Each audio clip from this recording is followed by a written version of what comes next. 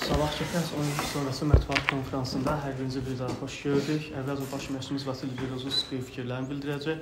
Daha sonra siz suallarınızı ünvanlaya bilərsiniz. Пожалуйста, Василий Владимирович, что можете сказать о сегодняшнем матче? Плохой матч. Если мы будем думать, продолжать, что мы сильнее кого-то и на футбольном поле не надо работать, двигаться, бороться, то мы всегда будем играть с командами нижней турнирной таблицы вот так. А в таких матчах надо выкладываться даже больше. Oyun barəsində oyunu deyə bilərəm ki, həqiqətən oyun çox pis oyun. Oynadığı oyun alındı. Əgər biz fikirləşəcəyik ki, meydançada hərəkət eləməyəcəksə, döyüşməyəcəksə, mübarizə aparmayacaqsa, bizdən aşağı olan komandalara qarşı turnir cədvəlində həmişə bu cür hesablar, bu cür nəticələr olacaq. Bu tip oyunlarda daha çoxunu meydançada verməlisən, daha çoxunu meydançada qoymalısan. Sual olan var, buyur Kenan. Mən klubla bağlı, oyun sonrası mətbuat konfransı ilə bağlı fikirlər soruşmaq istəyirəm. Hesab elə bilir ki, həmən mətbuat konfransı yaradıcı tərk eləməklə mediaya qarşı hörmətsiz deyil. Я хотел бы задать вам вопрос насчет после матчевой пресс-конференции, после кубковой пресс-конференции. Вы не думаете, что там вы покидали пресс-конференцию, и это был disrespect против журналистов?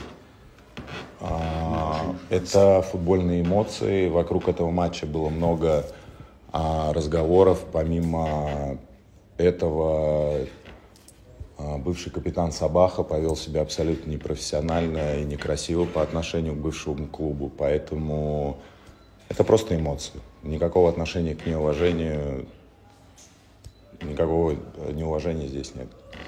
Burada heç bir hörmətsizlikdən söhbət gedə bilməz. Sadəcə bu futboldur. Futbolda bəzən belə emosiyalar olur. Futbol emosiyalarıdır. Bu oyunun ətrafında çoxlu söz-söhbətlər var idi. Həmçində Neftçinin bizim keçmiş oyuncumuz, komandamızın keçmiş kapitanı çox demək olar ki, qeyri-peşəkarcasına bir davranış sərgiləmişdi. Qeyri-peşəkarcasına bir hərəkət eləmişdi. Sual olan var, buyur. Bugün perspektiva baxsaq, yaxşı imkan var idi. Quran Poluzla xalq rəngini azaltmaq.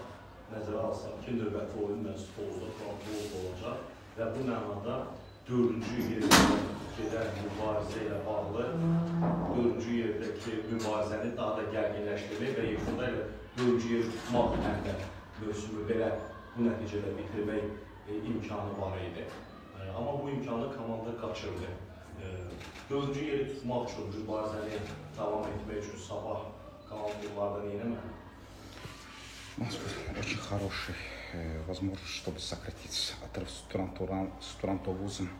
Они сейчас четвертым. И чтобы сократить этот отрыв, что должен делать Сабах? Чтобы бороться в четвертом. Перспектива сегодня сократить отставание в Турантовуз, если учесть, что следующий тур вы играете с ними на выезде, и в этом плане вновь бороться за 4-е место и завершить сезон уже на 4-м месте. Сегодня эти перспективы уже более туманные. Но что вы можете сказать об этих перспективах? Нам надо выигрывать каждую игру, и с тем настроем, с которым мы сегодня вышли, это недопустимо. И мысли о том, что кого-то можно обыграть на одной ноге, это так тоже не подходит. Поэтому мы будем работать исключительно над этим и понимать, что нам нужно сейчас в каждом матче побеждать. Biz hər oyunu udmalıyıq, amma bu cür köklənməklə oyunları udmaq çətin olacaq. Biz fikirləşməməliyik ki, bir ayaqla kimlərisə qalib gəlmək olar. Daha çox bunlar üzərində işləməliyik ki, hər oyunda qalib gəlir. Başqa sualı olan var? Başqa sual yox. Sağ ol. Təşəkkür ederim.